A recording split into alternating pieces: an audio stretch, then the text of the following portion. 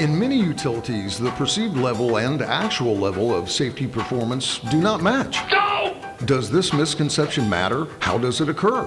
Why can it create blind spots that can turn into serious incidents? What can be done to prevent it? Please welcome NRECA Director of Safety Programs, Bud Branham, and AIEC Manager of Regulatory Compliance, Cortney Graham, to review these questions and others as they explore this common problem.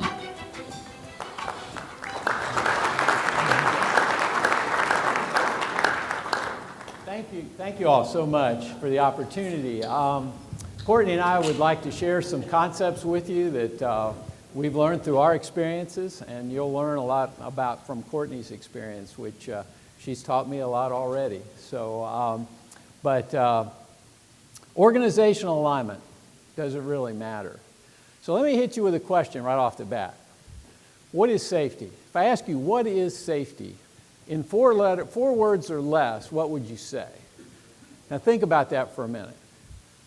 Most people, I think, particularly CEOs, would say, we want everyone to go home at night safe. Okay, that's a good answer, but that's not what it is. That's the outcome. That's the outcome we want to achieve. So what is it in four or five words? It's really about identifying exposure and continually reducing it all the time. What are the risks? Where are they at? How do we find them? How do we continually reduce them? Because the people we care most about that work in our organizations, that's really what it's all about, right? So, see, I got to find that little clicker here. Courtney, thank you.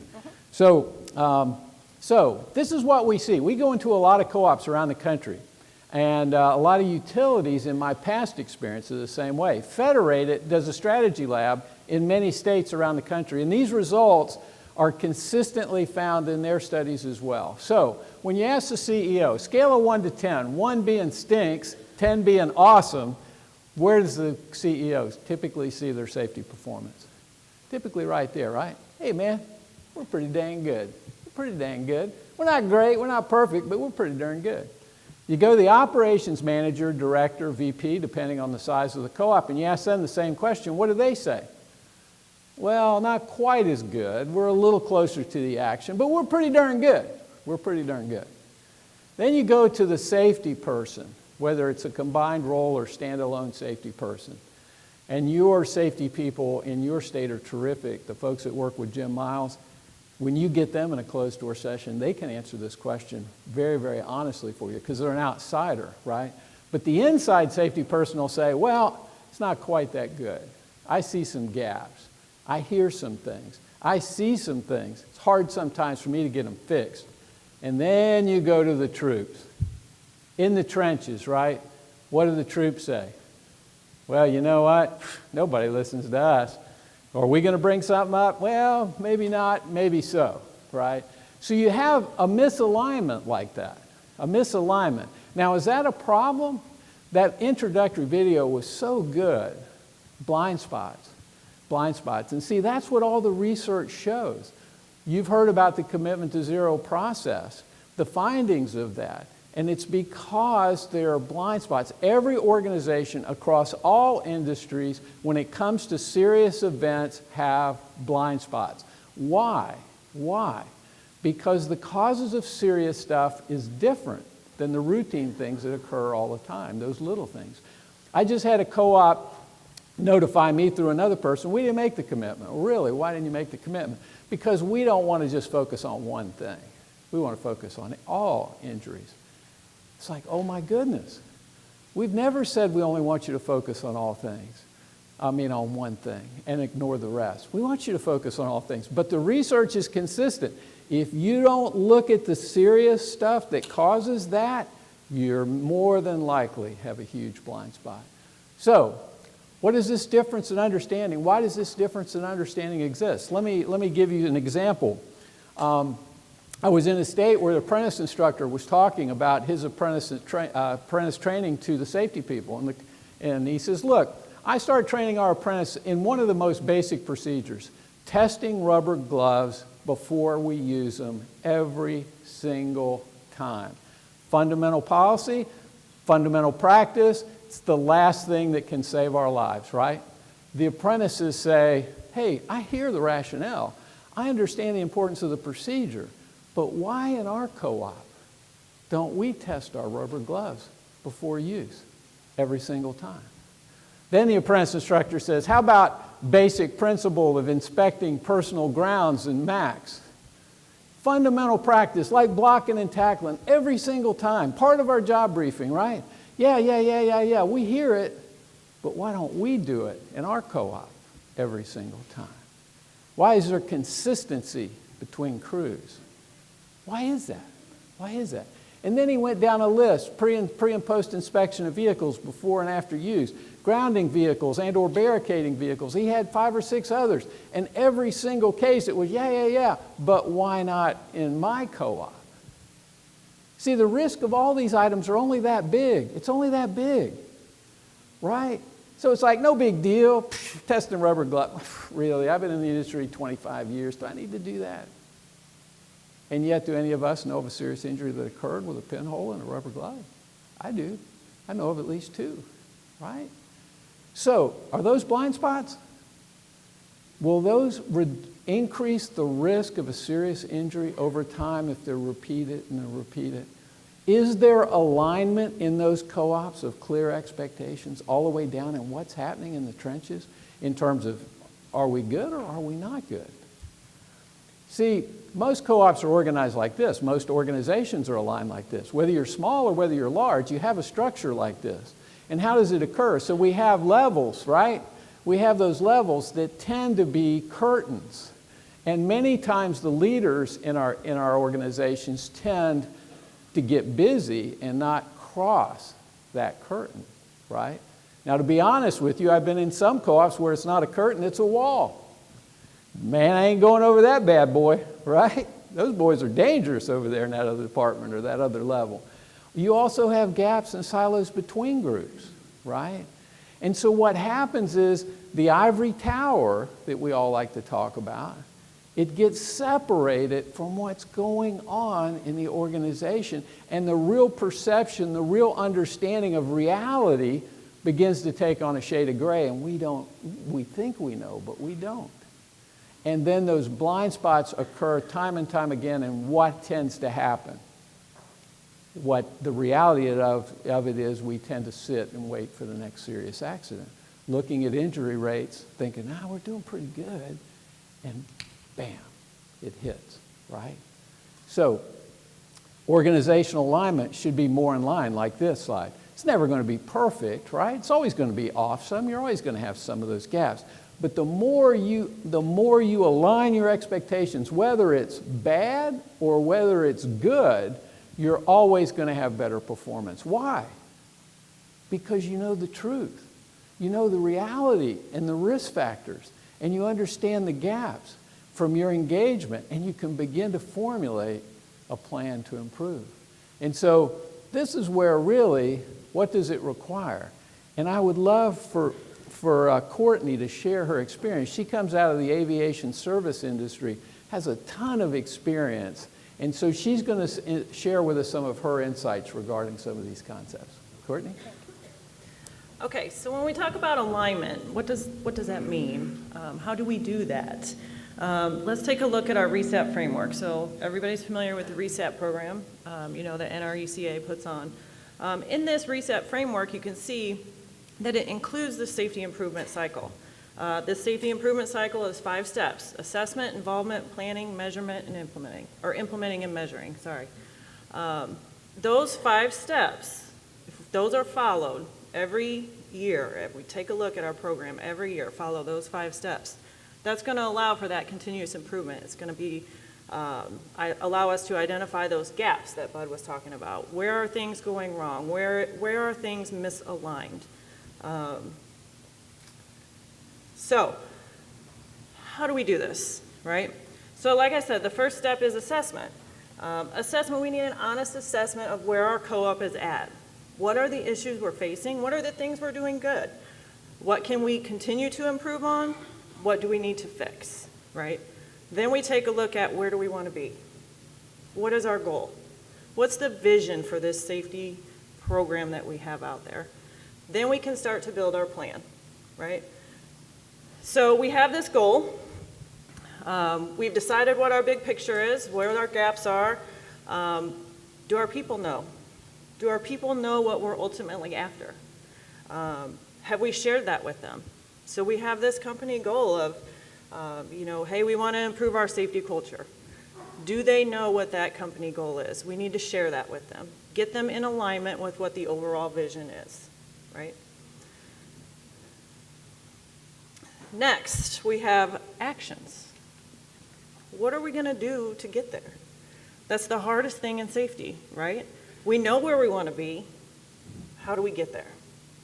So we need to identify those gaps. What leading indicators, what proactive actions are we going to take as a company? We need our employees, our leaders, managers, our board, our CEO, whoever it may be, to do to help us reach that vision, that goal. Who's going to do it, right? Who's going to be the person responsible, and who's going to hold that person responsible? Whether it's all employees, whether it's the board, whether it's the director, whoever that may be.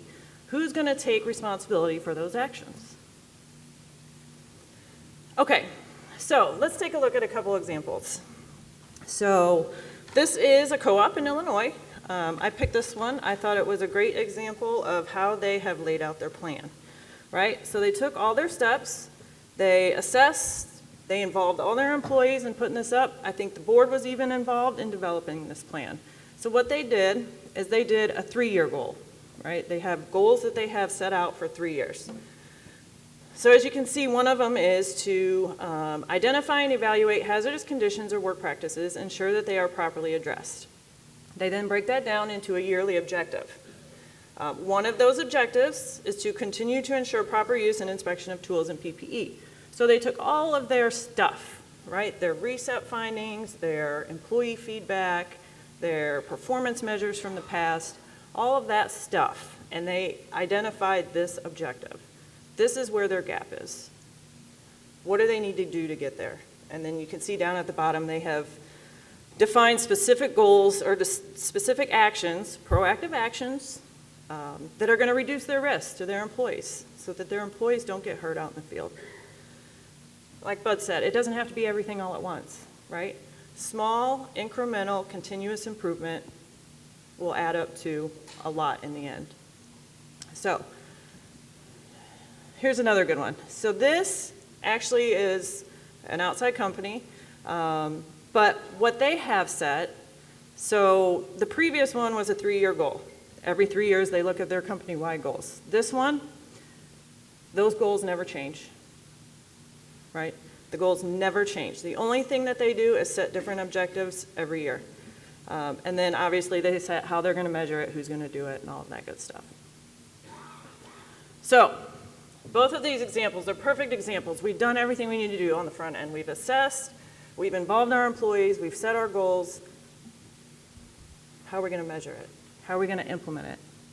And that's a lot of times where you see things fail. We have this beautiful document. We've done all the work. And then it sits, right? Everybody knows what we're supposed to be doing. So when you talk about the back end, that's probably the most important, implementing and measuring and following up. And so when we talk about these plans and communication, you'll see a lot of times in the co-op world, they'll take it to the board, they'll discuss the results, and that's good, and that's great. It has to be regular, right? It has to be regular. Where do we stand? We need to identify if we're having problems reaching these goals. If we are, how do we fix them? If we're on track to get it done, great. So communication, implementing, measuring, follow-up, back end of that safety assessment cycle, right? It's the most important. Okay, why do we do this, right? Why should we do this every year or every 2 years or however many, whatever your cycle is to do this? Well, it's just a sound business practice, right? Safety has to be built into our overall business plan. Everybody has to be on the same page. What are our goals? What are we doing? Everybody rowing in the same direction. It demonstrates you guys, the co-ops, as a core value, right? It's important to you. We take it to the board. They care. They want to know how we're doing. Those kind of things. It has those specific metrics to hold everybody accountable to make this a successful program.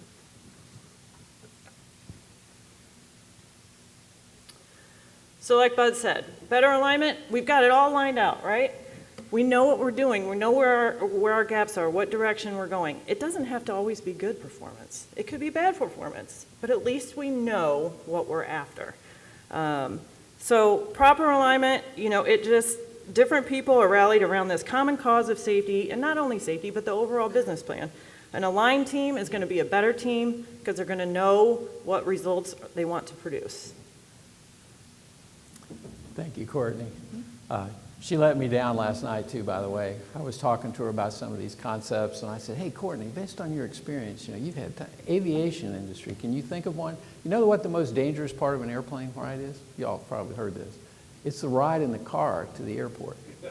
I mean, it is. That's the highest risk. Now, she came from the servicing industry. She spent 15 years there.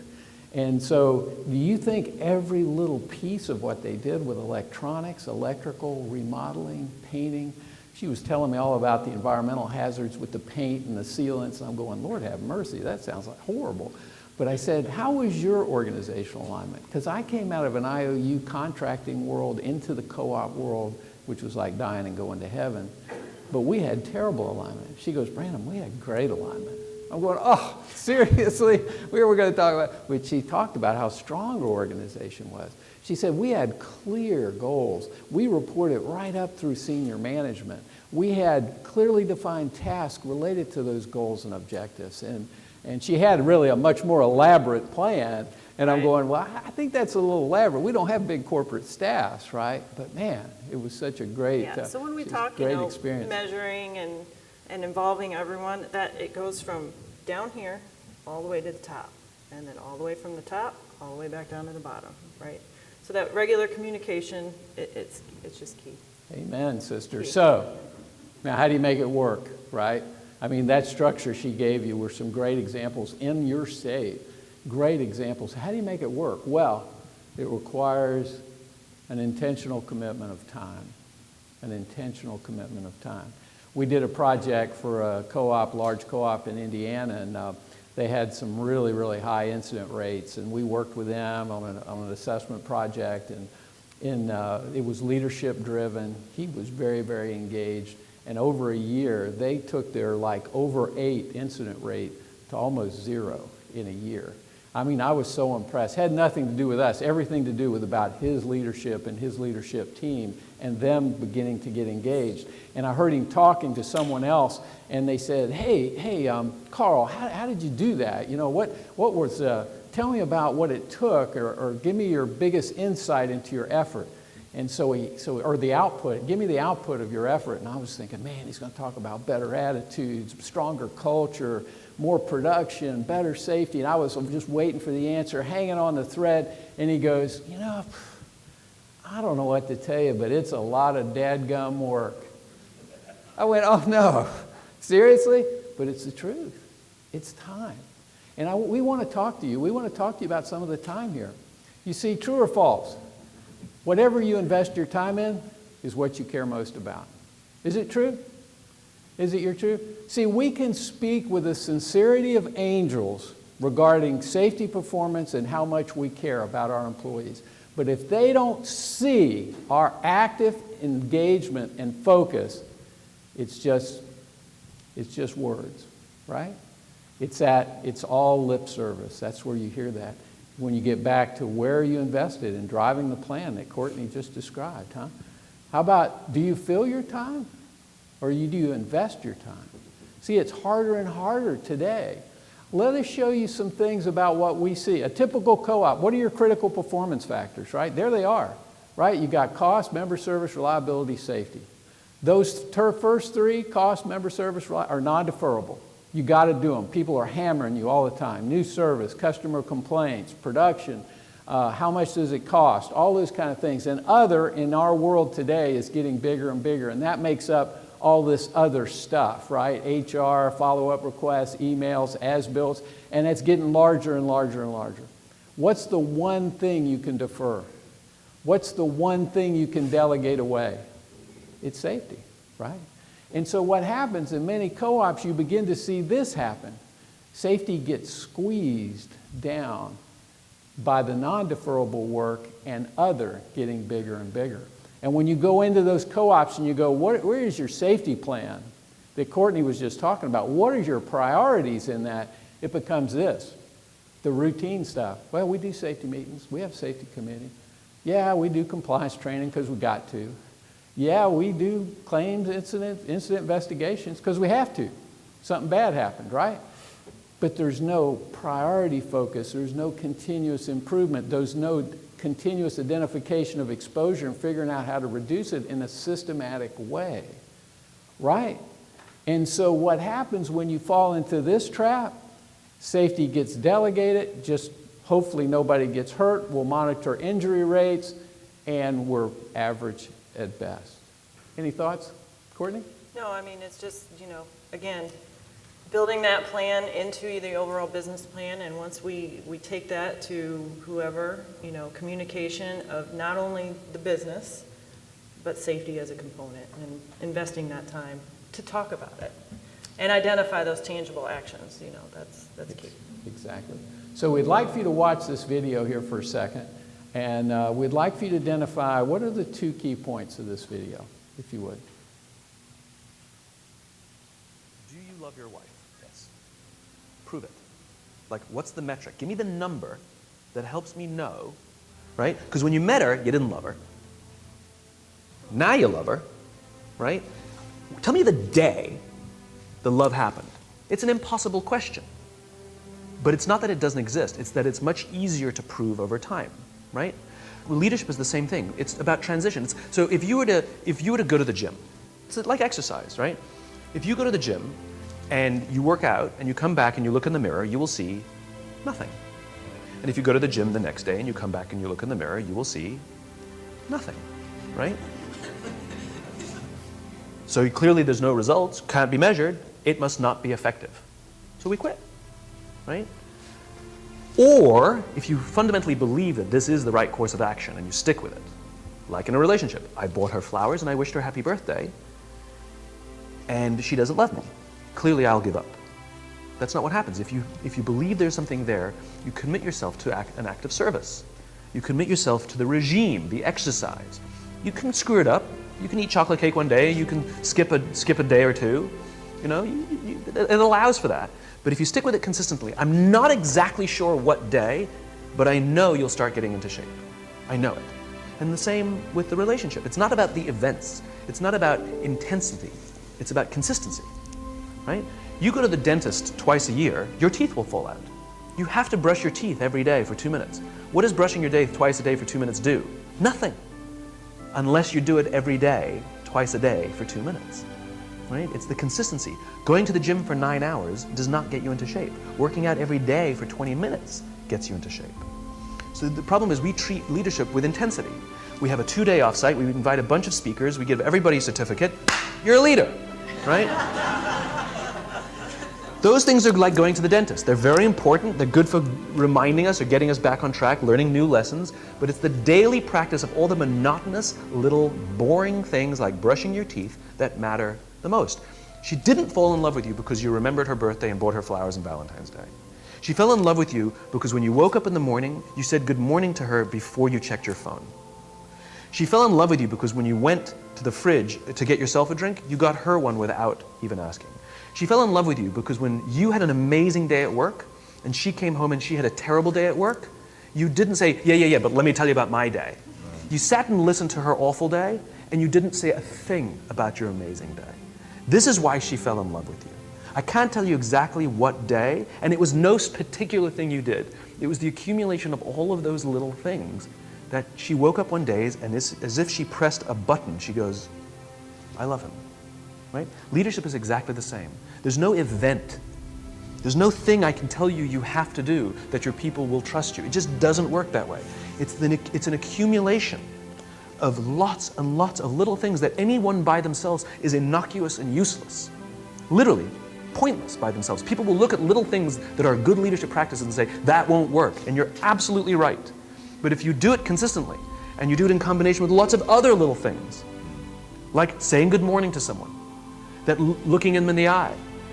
My friend George, who's a 3-star general in the Marine Corps, he says his test for leadership, and I love this, he goes, his test for a good leader is if you ask somebody how their day is going, you actually care about the answer. The number of times we're walking to a meeting, we're rushing, we go, how are you? Not good, I got to get to you later, I'm late for a meeting. If you ask the question, you were standing there and you were listening to the answer. It's those little innocuous things that you do over and over and over and over that people will say, I love my job. Not I like my job. I like my job means, yeah, the challenge is great, they pay me well, I like the people. I love my job means, I don't want to work anywhere else. I don't care how much somebody else is willing to pay me. I'm devoted to the people here, and I care desperately about the people here as if they were my family. In business, we have colleagues and coworkers. In the military, they have brothers and sisters. That's how they think of each other. If you really have a strong corporate culture, the people will think of each other like brothers and sisters. It's like a family, right? No. Brothers and sisters. Deep love. Fight, but the love doesn't go away. Bicker, the love doesn't go away. And I'll fight with my sister, but if you threaten my sister, you're going to have to deal with me. Right? We'll fight internally, we'll bicker with each other, but nobody's going to hurt each other, and if anything from the outside shows up, you're looking at a unified front. Brothers and sisters. Now, how do you create brothers and sisters out of strangers? Common beliefs, common values, parents, in other words, executives who care about their children's success, who care to raise their children, teach them skills, discipline them when necessary, help them build their self-confidence so that they can go on and achieve something more than you could have ever imagined achieving for yourself. That's leadership. So what are the 2 key themes that come out of this that relate to what we're talking about? Show me a little love. Show us a little love. 2 key themes. Come on. Consistency. Consistency, right? What does consistency require? It requires effort. It requires time. It requires organizational discipline. It requires clear direction, right? And then what's the other one? Consistency regarding what? The little things. The little things. Why does the misalignment occur? Why does the perception so far off from the ivory tower to the trench? Right? It's because safety's deferrable and we're being distracted by so many things today, right? So many tough issues that you all have been talking about. It takes organizational discipline and plain old hard work. One of our best safety leaders in the nation is Tony Campbell from East Kentucky Power, right? He oversees the G&T. When you sit there is nobody in our country that faces more difficult issue. He's got 2 large coal plants. Can you imagine that, right? He's got members that want to reduce rates, right? He's got environmental issues out the yin-yang, right? You know what Tony says? You know what Tony tells his safety guy? Hey, no matter what's going on, once a month, you force me to leave this office and go spend time with the troops. At least half a day or a full day. Do you know what happens? He said, first time I went in the field, you know what? Everyone went, oh, big dog coming. Everybody shut down. Quit working, man. Whew, something bad's going to happen. And he used to be a hammer, right? After over now 3-4 years, when Tony goes in the field, people come to him. Hey, Chief, good to see you, man. What's going on? Where are the gaps? Where are the risks? What could we do better? It's the most valuable thing, the time he invests. Requires discipline, requires little things, requires an investment of time. But it makes his culture stronger. It improves his quality. It improves his understanding of performance all the way down. And he's got relational strengths that he never had before. That's what we're talking about here. The issues, the concepts that Cortney's trying to reinforce here, it involves people and leadership and bringing those people together. Any thoughts, Cortney? So let's see. So What are the little important things? Intentional commitment and a structured system, which is exactly what Cortney said. We got to have a structured approach. We got to have an intentional commitment. And so, is it worth it? Ask y'all, is it worth it? It's hard, it's pain, right? Pain in the neck. What takes our time is painful. That's why it's so valuable. It's so valuable to give it up, but is it worth it? See, we average 10 to 14 serious injuries and fatalities every year in our network across the country for 11 years. This year, we're having a pretty good year. In Illinois, we have 19 co-ops that have made the commitment out of the 27 or 26, 70%, right? One of those life-altering injuries will upset this generational picture forever, right? And we all have blind spots. Are we doing enough to create the alignment? Are we investing the time necessary? Are we engaging our people to understand the exposures in a systematic way to ensure not only the little things are addressed, which we will always do, but the serious things as well? And I will guarantee you, if you think you're great in safety, all the studies show you're not as good as you think, especially if you have misalignment. So we just ask you to think about those things today and consider where you're at. And if you haven't made the commitment, please make it. You've got some great people in Cortney and Jim Miles and his group. Consult with them and help us. We can get to zero. We can get to zero. If you study the findings, it's not hard stuff. But we can get to zero, but it's going to take all of us working together. And we're going to show a video at the regional meeting that hopefully talks about this why a little bit deeper. Cortney, closing comments, thoughts? All right, well, thank you all. It's been an honor for us to spend time with you. Thank you.